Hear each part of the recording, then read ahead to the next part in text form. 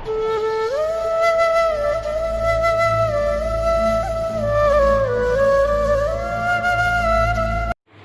मनोज सक्सेना और राम सक्सेना, कॉमर्स प्रवक्ता, GSM college of advance education Bewar के डिजिटल प्लेटफॉर्म पर आपका हार्दिक अभिनंदन करता हूँ।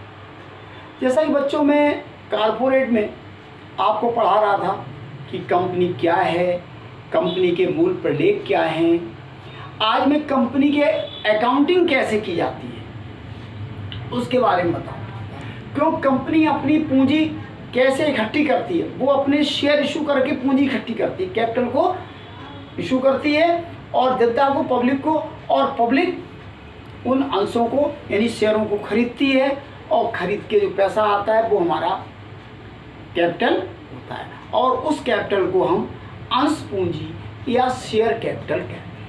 तो सबसे पहले तो आप ये जान लें कि शेयर कैप होते कितने तरह के।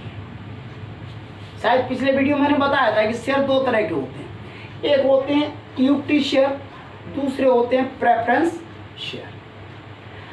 जब इक्विटी शेयर हम इशू करते हैं तो हमारी इक्विटी कैपिटल बनती है और प्रेफरेंस शेयर जब हम इशू करते हैं तो हमारी प्रेफरेंस शेयर कैपिटल बनती है। तो ये हमारा दो तरह की कैपिटल हुआ करती है। शेयर कैपिटल जो है दो तरह की होती है, एक इक्विटी, एक प्रेफरेंस शेयर। हिंदी में कहते हैं अधिमान अंश पूंजी या पूर्वाधिकार अंश पूंजी और इक्विटी कहते हैं समता अंश पूंजी। ठीक है। अब ये शेयर जो होता है, शेयर तीन तरह से इशू किए जाते हैं। पहले तो आप अकाउंटिंग से पहले ये जान लें कितनी तरह से, तीन तरह से। फर्स्ट टाइप हमारा होता है, हिंदी में हम आपको बता रहे हैं, फिर इंग्लिश में बता रहे हैं, सम मूल्य पर। आपने देखा होगा बहुत से लोग कहते हैं भैया मैं तो शेयर खरीदता हूं, बेचता हूं। तो शेयर की जो वैल्यू होती है वो सम मूल्य पर, इसे कहते हैं एट पार। एट पार अभी मैं आपको तीनों समझाऊंगा डीपली। दूसरा होता है अधिमूल्य पर,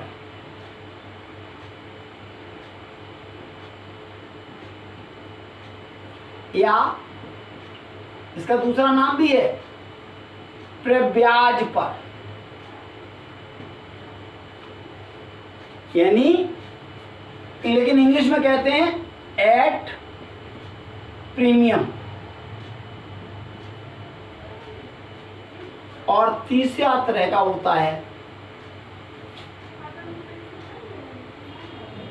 अब मूल्य पर। ये निर्गमन बता रहा हूं आपको।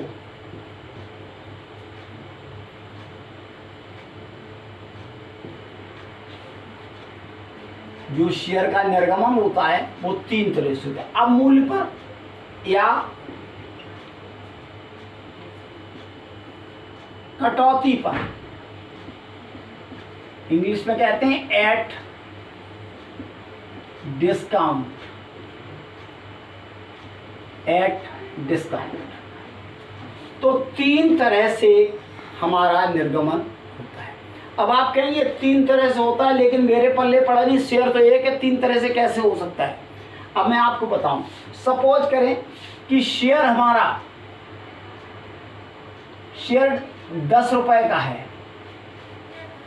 और हमने, ये हमारी फेस वैल्यू कहलाएगी। क्या कहलाएगी? Face value. जितने का शेयर होता है, जितने रुपए के हिसाब से बटा होता है पूंजी में, उस अंश की कीमत होती है, उसे हम फेस वैल्यू कहते हैं। उस फेस वैल्यू में उसी पर जारी कर दिया जाए 10 + 0, कुछ भी जोड़ा नहीं गया ना घटाया गया, तो हमारा ये 10 रुपए में ही हमने शेयर जारी कर दिया, तो हम कहेंगे कि एट पार किया, यानी सम मूल्य पर हमने अंशों का निर्गमन किया। लेकिन अब अधमूल्य पर, अधमूल्य क्या है?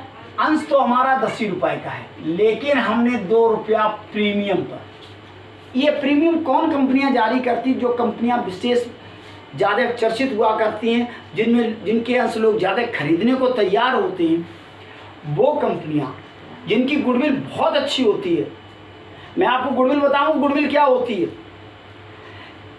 तो 10 और 2 12 रुपए का, यहाँ शेयर की वैल्यू कितनी हो गई 12 रुपए। इसमें 2 रुपए तो हमारा कैपिटल होगी और ये हमारी कितनी होगी 2 रुपया हमारा सिक्योरिटी प्रीमियम होगा, सिक्योरिटी प्रीमियम, ठीक है। एड प्रीमियम का मतलब face value plus security premium, तो हमारा ये शेयर एक कितने रुपए में हो जाएगा 12 रुपए। ये अच्छी कंपनियां जिनकी गुडविल बहुत अच्छी होती है वो जारी करती हैं, क्योंकि वो कितने भी प्रीमियम पर करें लोग खरीदने को तैयार हैं। लेकिन अब मूल्य पर कभी कभी कुछ कंपनियां ऐसी होती हैं घाटे में जा रही हैं या उनके अंश मार्केट में कोई खरीदने को तैयार नहीं, तो वो क्या करती है डिस्काउंट लगा देती है कि भैया जैसे हम आपकी जब कोई बाजार में कोई चीज़ नहीं बिकती है तो आप कहते हैं चलो थोड़ी सस्ती कर देंगे। आपने देखा होगा सेल लगा करती है 250 रुपये वाली साड़ी 200 रुपये में, 150 रुपये में, क्यों कि किसी तरह से हमारी बिक जाए। ऐसे ही ये कंपनियां डिस्काउंट पर अपने अंशों को जारी करती हैं। तो 10 रुपये का सपोज करो ये हमारा शेयर था और इसमें हमने 2 रुपया डिस्काउंट लगा दिया, 2 रुपया हमारा डिस्काउंट हो गया, discount on issue of share, तो ये कितने का हो गया 8 रुपए का, क्योंकि वैसे आदमी नहीं खरीदता इस कंपनी के शेयर, लेकिन क्योंकि 10 रुपए की चीज 8 रुपए में मिल रही है, मानव का स्वभाव है कि सस्ती चीज मिले आदमी दौड़ता हुआ चला जाएगा। तो भले ही क्वालिटी अच्छी हो या ना हो, ये मानव का स्वभाव है।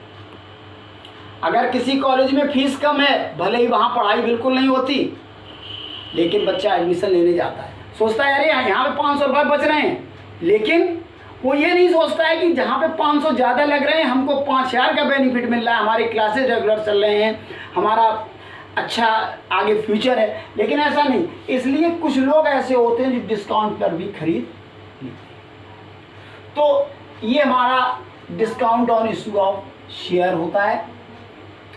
अब 3 तरह से निर्गमन आपको मैंने बताया, कौन कौन सा, एक तो समूल पर निर्गमन, अधमूल्य पर निर्गमन और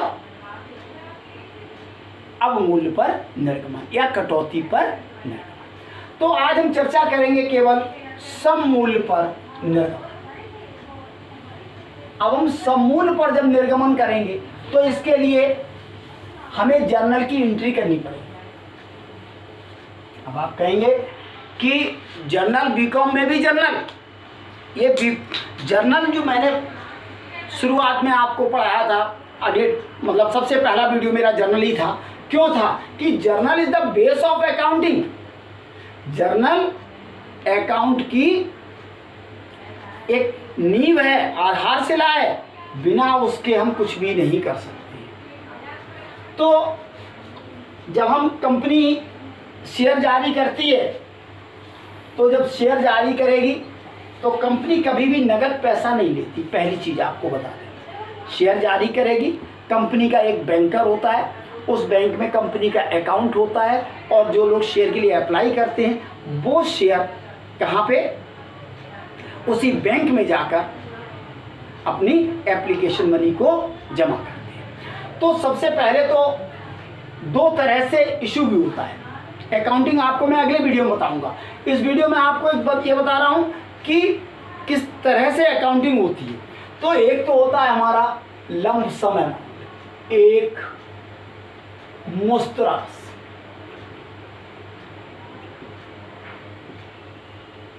और दूसरा होता है किस्तों में, किस्तों में भुगतान।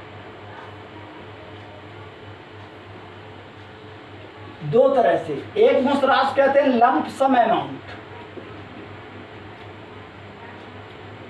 लंप सम, और इसे कहते हैं इंस्टॉलमेंट।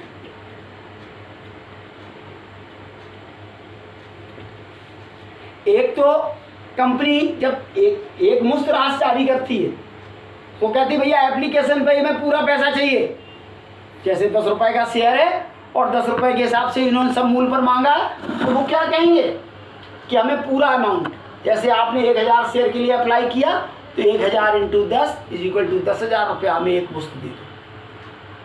लेकिन ये एक मुश्त बहुत कम कंपनियां मांगा करती हैं। अधिकांशतया किस्तों में भुगतान हुआ करता है शेयर खरीदने का। इसमें पहला हमारा होता है एप्लीकेशन, फर्स्ट पार्ट होता है एप्लीकेशन। जब हम आवेदन करते हैं तब हमें कुछ हिस्सा देना होता है। उसके बाद दूसरा अलॉटमेंट,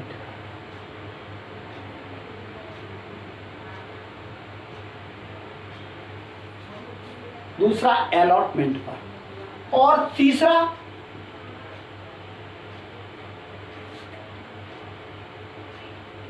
फर्स्ट कॉल पे, और चौथा अधिकांश 4 होती है, कभी कभी 5 भी हो जाती है, लेकिन जनरली 4 होती है।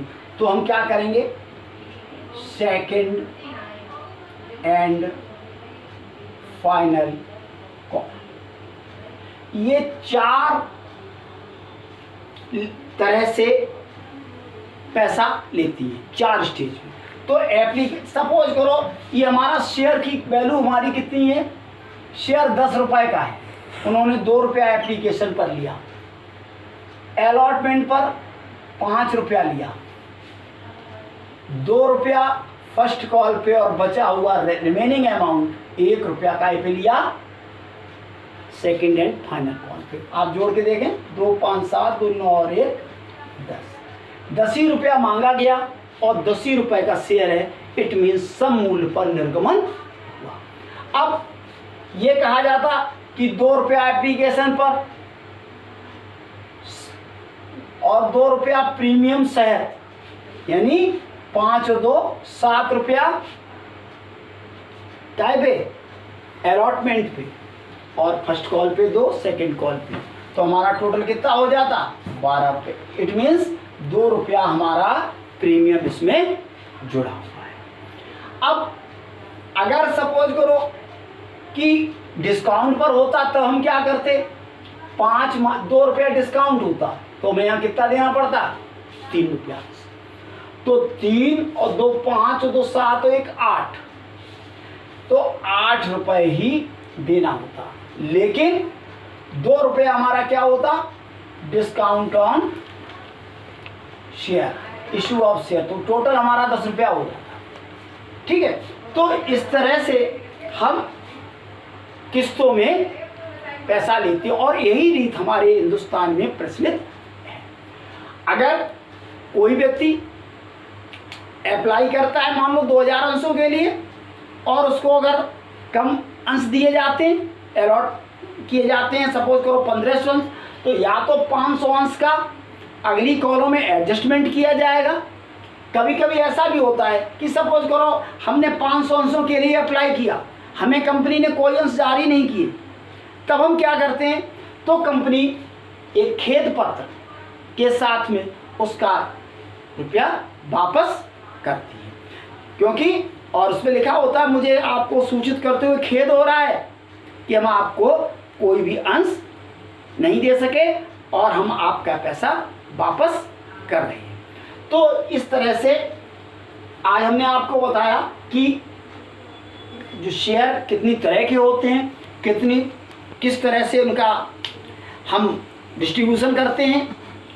तो ये डिस्ट्रीब्यूशन आपने देख लिया, application, allotment, first call and second call. तो कल मैं आपको अगले वीडियो में बताऊंगा कि